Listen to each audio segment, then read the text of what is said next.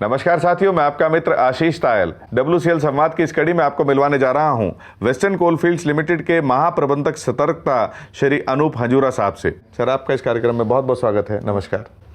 नमस्कार sir, vigilance विभाग द्वारा किए जाने वाले मुख्य कार्यों के बारे में हमारे WCL परिवार के सदस्यों को बताएं। साथ ही यह भी बताएं कि प्रिवेंटिव विजिलेंस क्या है। क्या किसी अनियमितता के होने के बावजूद भी प्रिवेंटिव विजिलेंस का रोल होता है? विजिलेंस जैसा कि नाम दर्शा रहा है, विजिल रखना, मैनेजमेंट को सतर्क करना जब भी कोई अनियमितता या कोई कानून का उल्लंघन होता है उस बारे में उनको अवगत कराना है। और विजिलेंस डिपार्टमेंट जो है वो through CBO WCL directly CMD WCL के अंडर में आता है और as an advisory role play करता है CMD को, सतर्क रहते हुए और नज़र रखते हुए लोगों पे।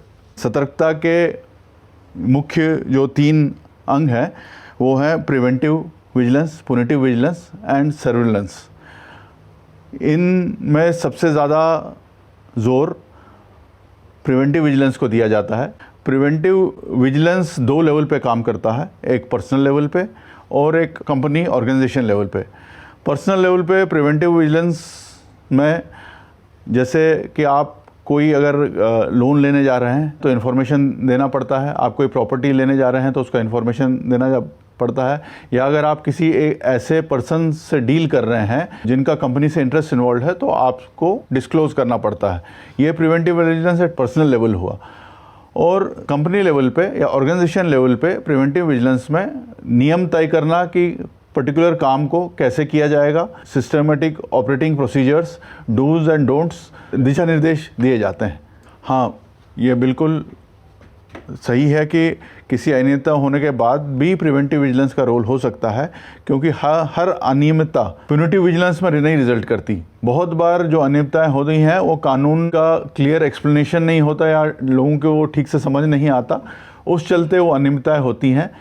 उन अनियमितताओं को ख़त्म करने के लिए हर केस बाय केस अगर दिखता है तो उस संदर्भ में हम लोग सिस्टमिक चेंजेस रिकमेंड करते हैं या उसमें SOP इशू करने के लिए मैनेजमेंट को लिखते हैं और उसको बाद में कंपनी द्वारा वो दिशा निर्देश दिए जाते हैं जिससे भविष्य में वो अनियमितताएं फिर रिपीट ना हो किसी डिफरेंट एरिया में। पुनिटिव विजिलेंस CBC का भी मत है, सतर्कता आयोग का भी मत है और हमारा भी मत है कि वो बिल्कुल कम होना चाहिए, क्योंकि इट इन्वॉल्व्स पनिशिंग पीपल।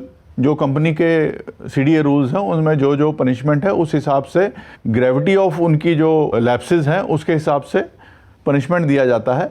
और ये हम लोगों का टोटल ध्येय रहता है कि कम से कम पुनिटिव विजिलेंस में जाएं जब कोई ऐसा विजिलेंस एंगल है या फाइनेंशियल कुछ मिसहैपनिंग है, उस केस में ही हम लोग पुनिटिव विजिलेंस में जाते हैं। सर्विलेंस जिनके ऊपर आपके रिपोर्ट्स हैं उन पे नज़र रखा जाता है, सर्विलेंस रखी जाती है, इससे पहले कि वो कंपनी को लॉस करें तो उससे पहले हम लोग एक्ट करें।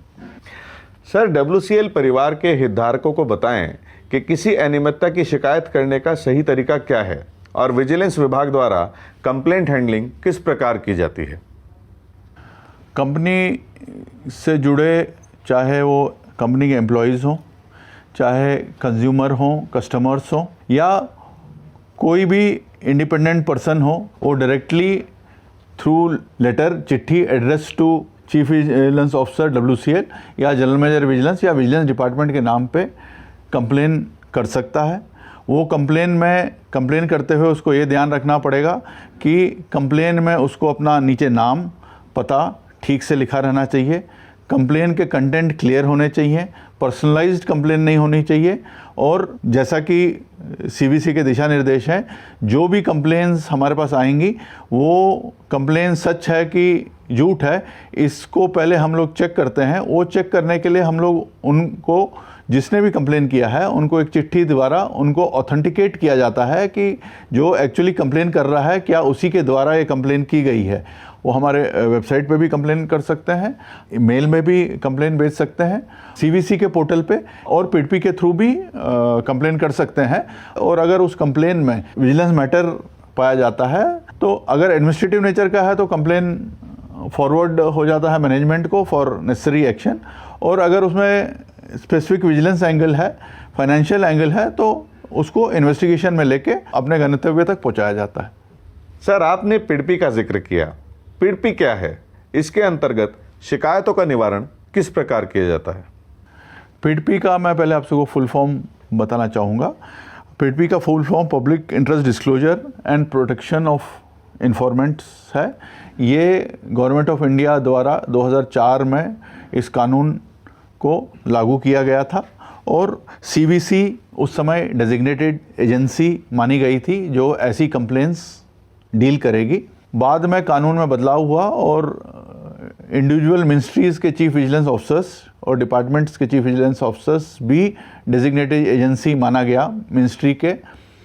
और पिडपी का मेन मकसद है कि बहुत बार कंप्लेनेंट्स डर के कारण, क्योंकि उनका नाम पता चलेगा और लोगों से दुश्मनी हो जाएगी, उस चलते वो डायरेक्टली अपनी complain with name CVC designated agency को कर सकते हैं, जहां उनके नाम को हाइड किया जाएगा और वो रेलेवेंट कंप्लेन जिस भी डिपार्टमेंट की है उसको सीवीसी द्वारा और डेजिग्नेटेड डिपार्टमेंट द्वारा फॉरवर्ड कर दिया जाएगा।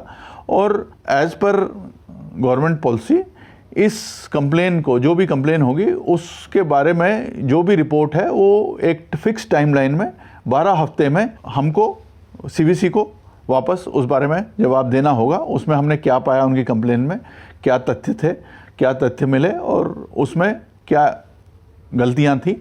मगर जो कंप्लेनेंट है, हर तरह की कंप्लेन जो है वो पिडपी में नहीं ली जाती या नहीं मानी जाती। उसमें कुछ नियम हैं जिसमें मूलतः ये है कि वो जो पिडपी की कंप्लेन है, अगर पहले भी उसने कभी कंप्लेन की है तो वो पिडपी में नहीं ली जाएगी। अगर आरटीआई में उसने ये इन्फॉर्मेशन मांगी है वो नहीं लिया जाएगा, क्योंकि मूलतः इसका जो मेन ये है कि जो कंप्लेनेंट है उसके आइडेंटिटी प्रोटेक्ट करनी है, और अगर आइडेंटिटी पहले ही मालूम चली है तो पिडपी की मूल भावना फेल हो जाती है। तो इसीलिए पिडपी की जो कंप्लेंट्स हैं, इसलिए स्पेशली पिडपी की कंप्लेंट्स अगर आप बाई पोस्ट भी भेज रहे हैं तो पोस्टल डिपार्टमेंट को भी ये दिशा निर्देश दिए गए हैं कि उनका नाम और एड्रेस लेने की कोई ज़रूरत नहीं है, सिर्फ पिडपी उस पर लिखने थे, वो पर्टिकुलरली पोस्ट ऑफिस उसको एक्सेप्ट कर लेता है। सर, सभी सरकारी संस्थानों में विजिलेंस अवेयरनेस वीक मनाया जाता है। विजिलेंस अवेयरनेस वीक का क्या महत्व है? इस साल मनाया जाने वाला विजिलेंस अवेयरनेस वीक की क्या मुख्य विशेषताएं हैं?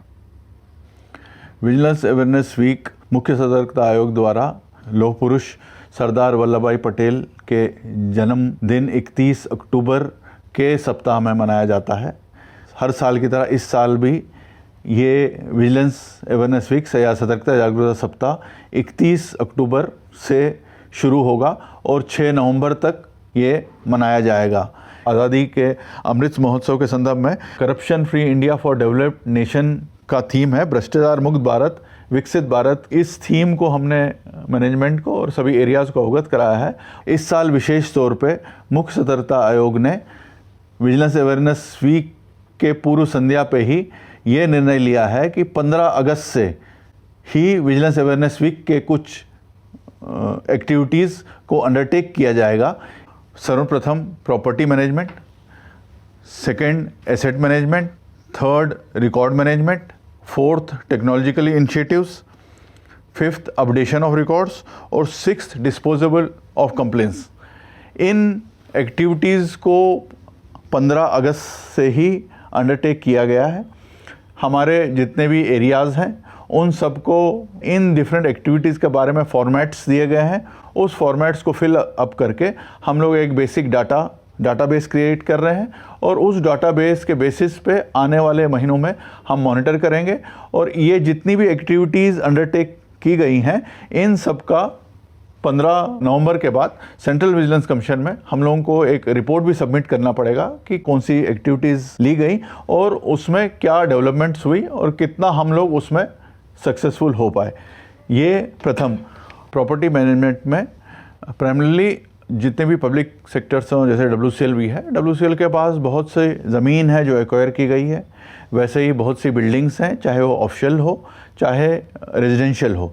बट समय के साथ साथ बहुत सी हमारी जो ज़मीन है या बहुत से जो क्वार्टर्स हैं उसमें इलीगल ऑक्यूपेशन होता है या अबेंडन हो जाते हैं, उन सब प्रॉपर्टीज़ को लिस्ट करने का हमने कार्य लिया है।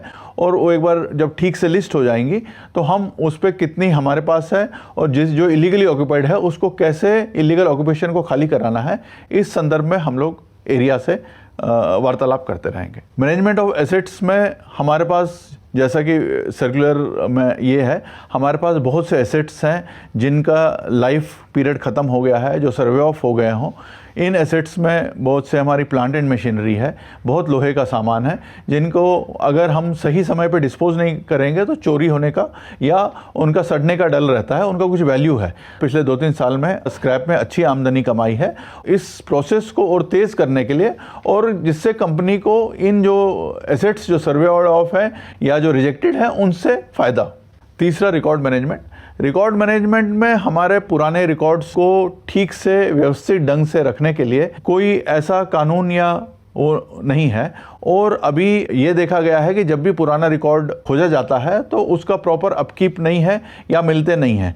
और ये भी डिसाइड करना है कि हमको कितने साल तक रिकॉर्ड रखना है। इस संदर्भ में रिकॉर्ड रिटेंशन पॉलिसी कंपनी की बन गई है और वो आने वाले 1-8 महीने में कंपनी द्वारा अप्रूव होके लागू हो जाएगी, जिसके तहत रिकॉर्ड को कैसे मैनेज करना है और कैसे रिकॉर्ड स्टोर करना है, इस बारे में सभी कंपनी के ऑफिस में सर्कुलर जारी किया जाएगा और उसी हिसाब से आगे रिकॉर्ड मैनेजमेंट किया जाएगा। टेक्नोलॉजी इनिशिएटिव्स के बारे में मैं विशेष तौर से बोलना चाहूँगा कि टेक्नोलॉजी इनिशिएटिव्स का मूलतः हम लोगों का जो थ्रस्ट है वो ये है कि ह्यूमन इंटरवेंशन ख़त्म करना है, जिसके चलते कोई भी एनोमली हो ही ना सके। टेक्नोलॉजी का यूज़ करें, जिसमें WCL ने काफ़ी इसमें कार्य किया है। बहुत से WCL के प्रिवेंटिव विजिलेंस मेजर्स हैं, जिसमें कोल्ड ट्रांसपोर्टेशन, स्टॉक्स में कैमरा लगाना, PTZ कैमरा लगाना, RFID का यूज़ करना। कोल्ड स्टॉक्स हैं उनको WCLI द्वारा यहाँ से मॉनिटर किया जाता है। सेम सिस्टम में भी हम लोग ने अभी रिसेंटली WCL का वेबसाइट चेंज हुआ है, ओल्ड से न्यू हुआ है और जो इन्फॉर्मेशन वेबसाइट पे है वो इंटरेक्टिव हो रही है। उस संदर्भ में हम लोग काम कर रहे हैं और इसी संदर्भ में हम लोग CVC को अवगत भी करा रहे हैं। और विशेष तौर पे मैं बोलना चाहूँगा कि CVC द्वारा पिछले साल हमने जो पिडपी में अच्छा कार्य किया था उसका एक वीडियो WCL द्वारा सेंट्रल विजय सतर्कता आयोग को दिया गया और उसको जो ऑल इंडिया कॉन्फ्रेंस हुआ था चीफ विजिलेंस ऑफिसर्स का, उसमें दिखाया गया और सराहाया गया। उसी कार्य को देखते हुए इस साल भी हम लोगों को टेक्नोलॉजिकल इनिशिएटिव्स और प्रॉपर्टी मैनेजमेंट के बारे में 3 वीडियो सबमिट करने के लिए चिन्हित किया गया है और हमने वो सेंट्रल विजिलेंस कमीशन को सबमिट कर दिया और हमको उम्मीद है कि इस साल भी हमारा वीडियो बाकी सब जगह दिखाया जाएगा। और डिस्पोजल ऑफ कंप्लेंट्स में सेंट्रल विजिलेंस कमीशन का मत है कि कंप्लेंट्स समय से विद इन जो पीरियड है 3 महीने में टू देयर लॉजिकल कंक्लूजन लाया जाए, चाहे वो कंप्लेन में एक्शन हो चाहे क्लोज्ड हो। और उसमें हम लोग वॉर फुटिंग पे जितने भी कंप्लेंट्स विजिलेंस डिपार्टमेंट में पड़ी हुई हैं, विजिलेंस डिपार्टमेंट में आई हैं, उनको डील करें और उनको कंप्लीट करें। सर, कंपनी के महाप्रबंधक विजिलेंस होने के नाते आप WCL संवाद मंच के माध्यम से WCL परिवार के सदस्यों को क्या संदेश देना चाहते हैं? हमारे मुखिया CMD मनोज कुमार सर और CVO साहब का दिशा निर्देश है कि ट्रांसपेरेंटली और कानून का पालन करते हुए काम करना, और जो कि मैनेजमेंट का भी ध्येय है उसमें विजिलेंस डिपार्टमेंट भी कटिबद्ध है। इसी चलते मैं ये बोलना चाहूँगा कि विजिलेंस को अपना एक दोस्त समझें और विजिलेंस आपको मदद करने के लिए है। जो कंपनी द्वारा बनाए गए कानून और देश के कानून किस प्रकार से उसका पालन करना है और किस प्रकार से कार्य करना है, ये समझ के वो करें। हमारा ध्येय यही है। सर, आज के इस कार्यक्रम में आप हमारे साथ उपस्थित हुए, आपने बहुत ही महत्वपूर्ण जानकारी हमारे WCL परिवार के सदस्यों के साथ साझा की। इसके लिए हम आपका धन्यवाद करते हैं। नमस्कार। WCL संवाद कार्यक्रम जब से चालू हुआ है मैक्सिमम एपिसोड्स मैंने देखे हैं और ये एक नई पहल है। ये WCL का एक इन हाउस प्रोग्राम है और WCL के विभिन्न स्टेक होल्डर के साथ के अनुभवों को शेयर करता है और उनके अनुभवों से बाकी लोग भी सीखते हैं। ये इस कार्यक्रम की सबसे बड़ी उपलब्धि है और इस कार्यक्रम के चलते लोगों में नॉलेज बढ़ा है और इन्फॉर्मेशन बढ़ा है। Thank you sir. साथियों, आपने WCL संवाद कार्यक्रम को खूब सराहा, ढेर सारा प्यार दिया। इस कार्यक्रम को और अच्छा बनाने के लिए हम आपके सुझाव निरंतर आमंत्रित करते हैं। नमस्कार।